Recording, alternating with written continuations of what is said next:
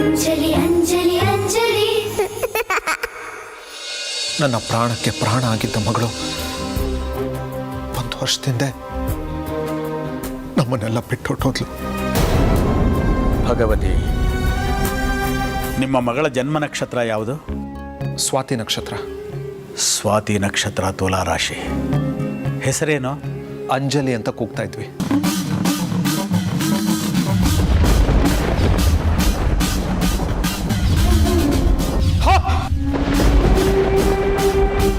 ನಿಮ್ಮ ಮಗಳು ಸತ್ತಿರೋದಕ್ಕೆ ಸಾಧ್ಯನೇ ಇಲ್ಲ.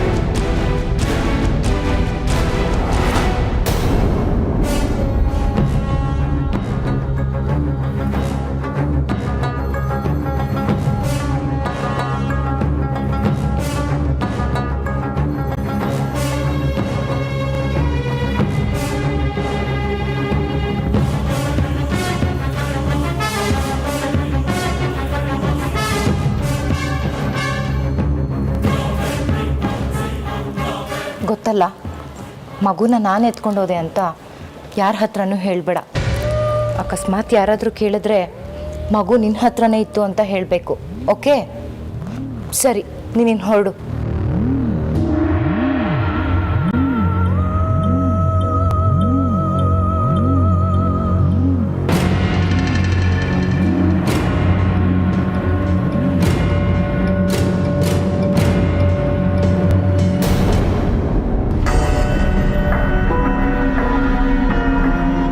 ಮಗುನ ಎತ್ಕೊಂಡು ಹೋಗ್ತಿರೋ ಆಗಿದೆಯಲ್ಲ. ಮಗು ಅಳ್ತಾ ಇದ್ದಿದ್ರೆ ಸಮಾಧಾನ ಮಾಡೋಕ್ಕೆ ಎತ್ಕೊಂಡು ಹೋಗ್ತಿದ್ದಾರೆ ಅನ್ಬೋದು. ಇಷ್ಟೊತ್ತಲ್ಲಿ ಮಗುನ ಯಾಕೆ ಎತ್ಕೊಂಡು ಹೋಗ್ತಿದ್ದಾರೆ?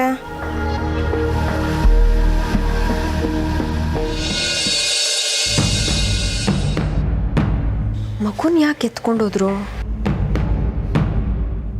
ಮಗುನ ಎತ್ಕೊಳ್ಳೋಕ್ಕೆ ಅವ್ರಿಗೆ ಹಕ್ಕಿದೆ. ಅವರು ಈ ಮನೆಯವರೇ ನಿಜ. ಆದರೆ ಅಕ್ಕಂಗೆ ಹೇಳಬೇಡ ಅಂತ ಯಾಕೆ ಹೇಳಿದ್ರು? ಈ ಮಗುನ ಇಟ್ಕೊಂಡು ಇವ್ರೇನು ಮಾಡ್ತಾರೆ? ಅದೋ 3 ಹೊತ್ತು ಅಳುತ್ತೆ.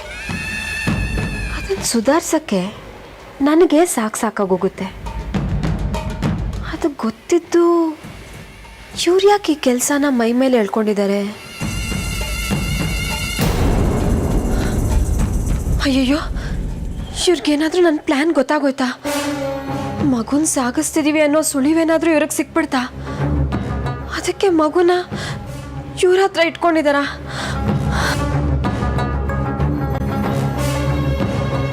ಅಯ್ಯಯ್ಯೋ, ಮಗುಗೇನಾದರೂ ಹೆಚ್ಚು ಕಡಿಮೆ ಆದರೆ ಈ ಮನೆಯವರು ನನ್ನ ಅರ್ಧ ಜೀವ ಮಾಡಿಬಿಡ್ತಾರೆ. ಶಿವು ನನ್ನ ಕೊಂದೇ ಬಿಡ್ತಾನೆ. ಈಗ ಏನಪ್ಪ ಮಾಡೋದು?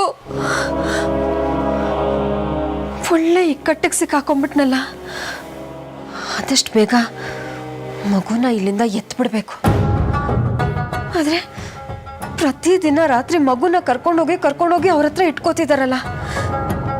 ಇವನ್ನೆಲ್ಲ ಏಮಾರಿಸಿ ಆ ಮಗುನ ಹೇಗಪ್ಪ ಎಸ್ಕೇಪ್ ಮಾಡೋದು?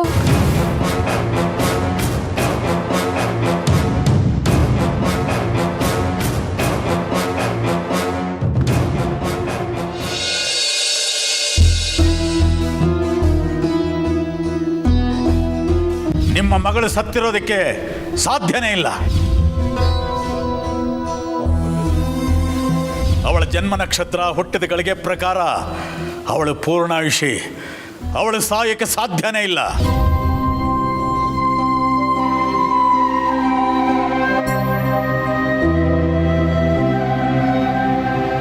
ಈ ಭಗವತಿಯ ಸಾಕ್ಷಿಯಾಗಿ, ನನ್ನ ಗುರುಗಳ ಸಾಕ್ಷಿಯಾಗಿ ನಿಮ್ಮ ಮಗಳು ಬದುಕಿದ್ದಾಳೆ.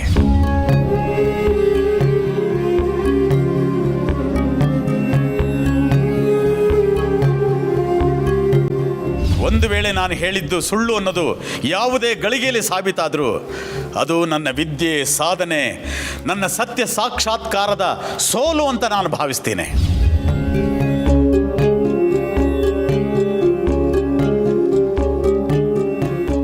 ಆ ನಂತರ ಈ ಭೂಮಿಯ ಮೇಲೆ ಒಂದು ಕ್ಷಣವೂ ಬದುಕದೆ ಪಶ್ಚಿಮ ವಾಹಿನಿಯಲ್ಲಿ ನಿಮ್ಮೆದುರಿಗೆ ನನ್ನ ಪ್ರಾಣತ್ಯಾಗ ಮಾಡುತ್ತೇನೆ.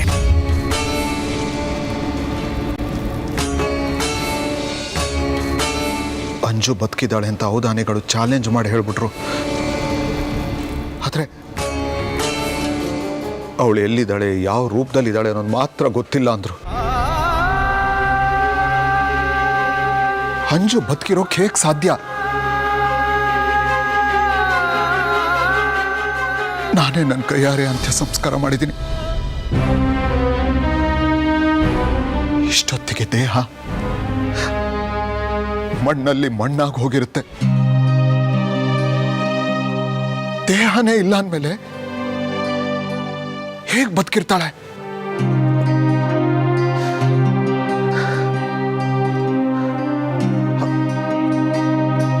ಅಕಸ್ಮಾತ್ ಔದಾನಿಗಳ ಪ್ರಕಾರ ಅವಳು ಬದುಕಿದ್ದಾಳೆ ಅಂತಾನೆ ಇಟ್ಕೊಳ್ಳೋಣ. ಎಲ್ಲಿದ್ದಾಳೆ? ಯಾವ ರೂಪದಲ್ಲಿದ್ದಾಳೆ ನನ್ನ ಅಂಜು? ಯಾವ ರೂಪದಲ್ಲಿದ್ದಾಳೆ ನನ್ನ ಅಂಜು?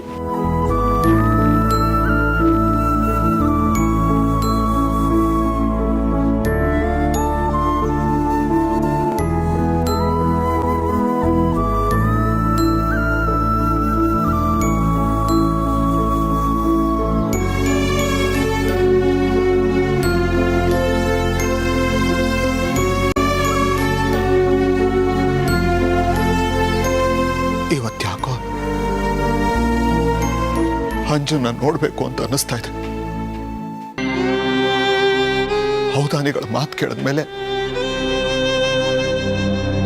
ಈ ಮನೆ ತುಂಬಾ, ನನ್ನ ಮನಸ್ಸು ತುಂಬಾ ಅವಳೆ ತುಂಬಿಕೊಂಡಿದ್ದಾಳೆ ಅಂತ ಅನ್ನಿಸ್ತಾ ಇದೆ. ಇಲ್ಲೇ ಎಲ್ಲೋ ಕೈ ಅಳತೆ ದೂರದಲ್ಲಿದ್ದು ನನ್ನನ್ನು ಆಟ ಆಡಿಸ್ತಾ ಇದ್ದಾಳೆ ಅಂತ ಅನ್ನಿಸ್ತಾ ಇದೆ.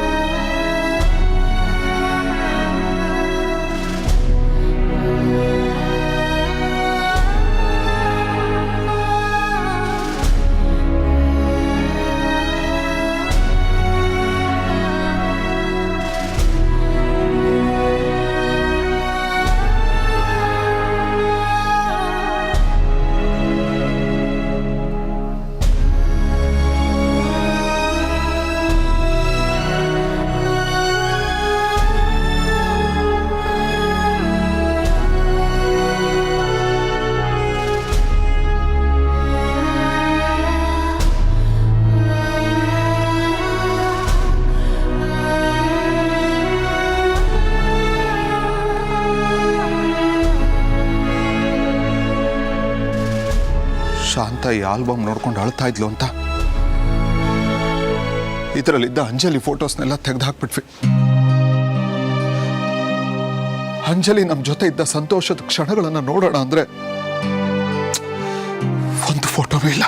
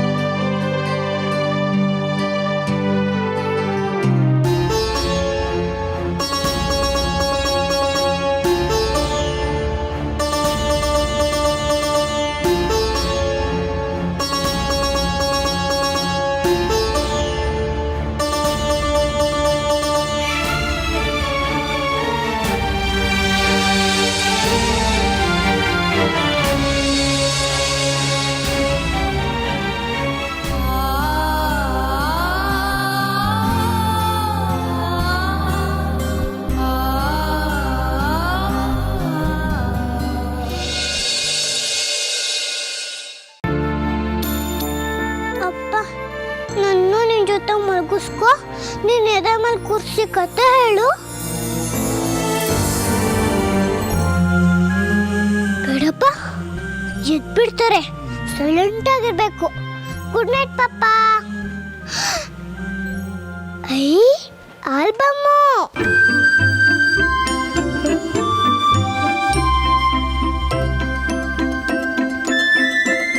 ನಾನು ಇದನ್ನೇ ಹುಡುಕ್ತಿದ್ದೆ.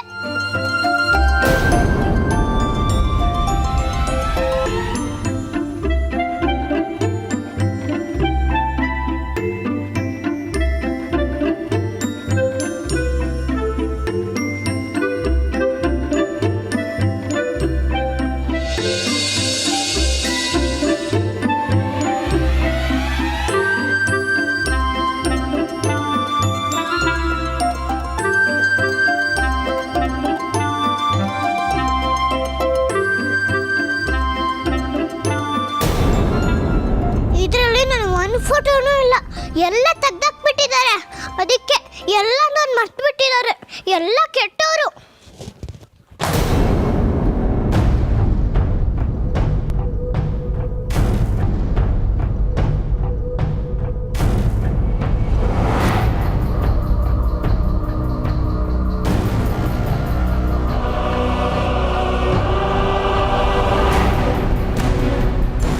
ಅಯ್ಯಯ್ಯೋ, ಅಪ್ಪಂಗೆ ಎಚ್ಚರ ಆಗುತ್ತಲ್ಲಪ್ಪ.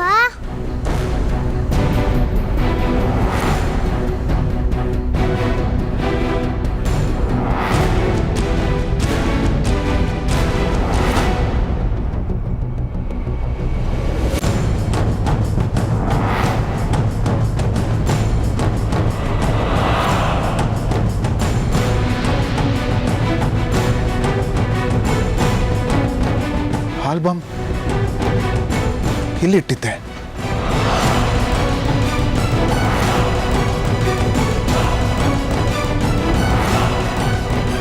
ಇಲ್ಲಿಗೆ ಯಾಕೆ ಬಂತು?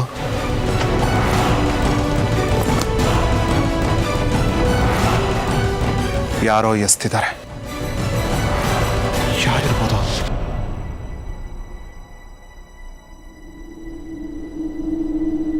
ಯಾರು ಕಾಣಿಸ್ತಾ ಇಲ್ಲ.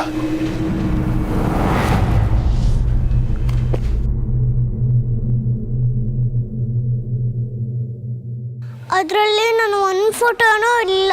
ಅದಕ್ಕೆ ಸಿಟ್ಟು ಬಂದು ಎಸ್ಬಿಟ್ಟೆ. ಸಾರಿ ಅಪ್ಪ.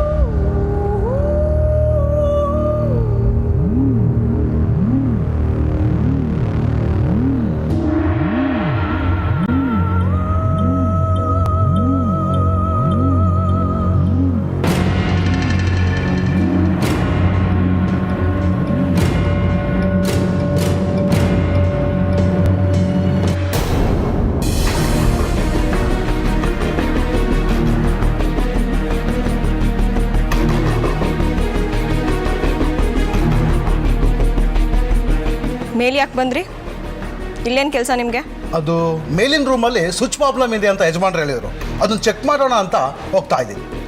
ಮತ್ತೆ ಹಿಂದೆ ತಿರ್ಕೊಂಡೇನೋ ನೋಡ್ತಿದ್ರಿ? ಅದು ಇನ್ನೊಬ್ಬ ಕೆಲಸದವನು ಬನ್ನ ಅಂತ ನೋಡ್ತಾ ಇದ್ದೆ.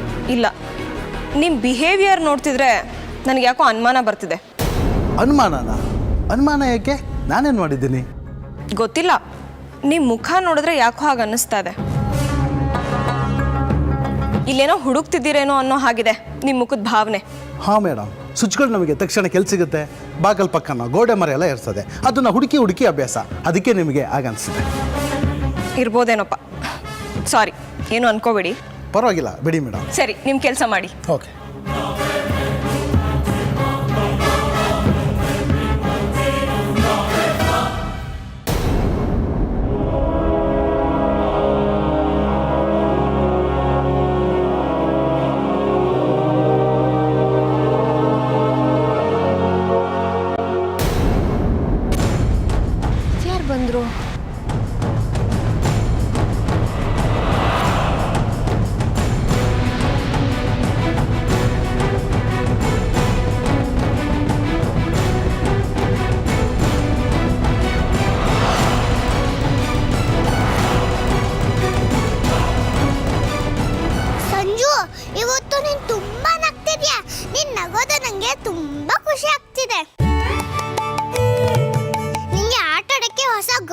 ಮಾಡ್ಲಾ?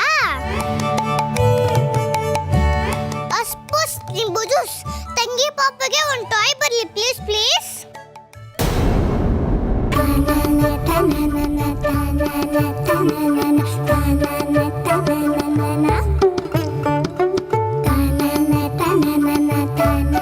ನೋಡು ಚೆನ್ನಾಗಿದ್ಯಾ? ಇದು ಹಾಡು ಹೇಳ್ಕೊಂಡು ರೌಂಡ್ ತಿರುಗತ್ತೆ.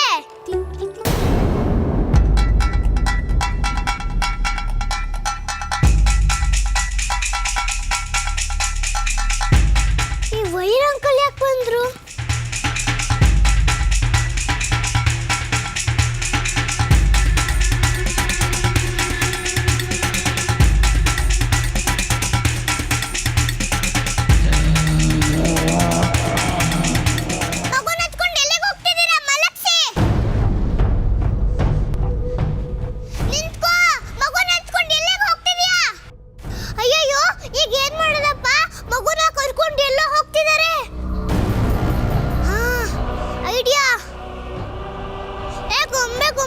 ನೀನು ಲೈಟ್ ಹಾಕೊಂಡು ಚಪ್ಪಾಳೆ ತಟ್ಕೊಂಡು ಹಾಡು ಹೇಳು ಪ್ಲೀಸ್ ಪ್ಲೀಸ್.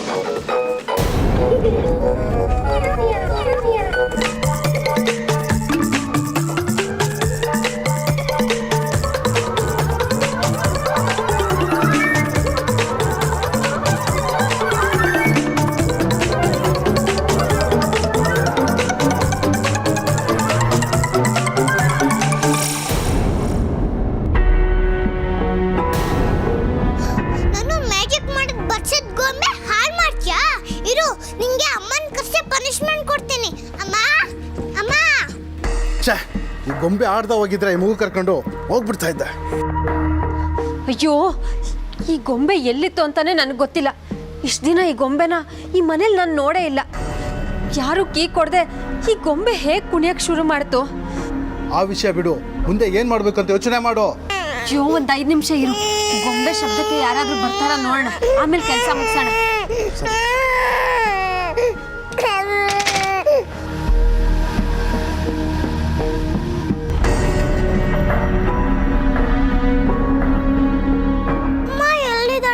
ಗೊತ್ತಿಲ್ಲ.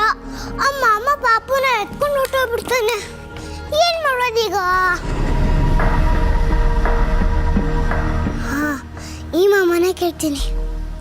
ಮಾಮ ಆ ವೈಯರ್ ಅಂಕಲ್ಲು ಪಾಪುನ ಎತ್ಕೊಂಡು ಹೊಟ್ಟೋಗ್ಬಿಡ್ತಾನೆ. ನೀವಾದ್ರೂ ಬಂದು ಪಾಪುನ ಎತ್ಕೊಂಡು ಹೋಗೋಣ ಅಂತ ಹೇಳಿ.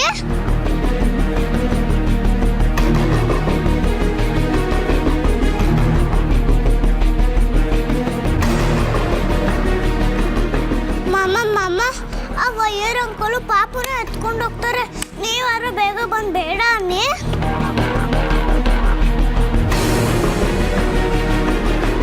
ಅಯ್ಯೋ, ನಾನು ಹೇಳೋದು ಯಾರಿಗೂ ಕೇಳಿಸ್ತಾನೆ ಇಲ್ವಲ್ಲ. ಪಾಪು ರೂಮ್ಗೆ ಈ ಮಾಮನ ಹೇಗೆ ಕರ್ಕೊಂಡು ಹೋಗೋದು? ಹಾ, ಐಡಿಯಾ. ಗಣೇಶ ಈ ಮಾಮನ ಕಾಲ್ಗೆ ರೆಕ್ಕೆ ಬರೋ ಮಾಡು ಪ್ಲೀಸ್ ಪ್ಲೀಸ್.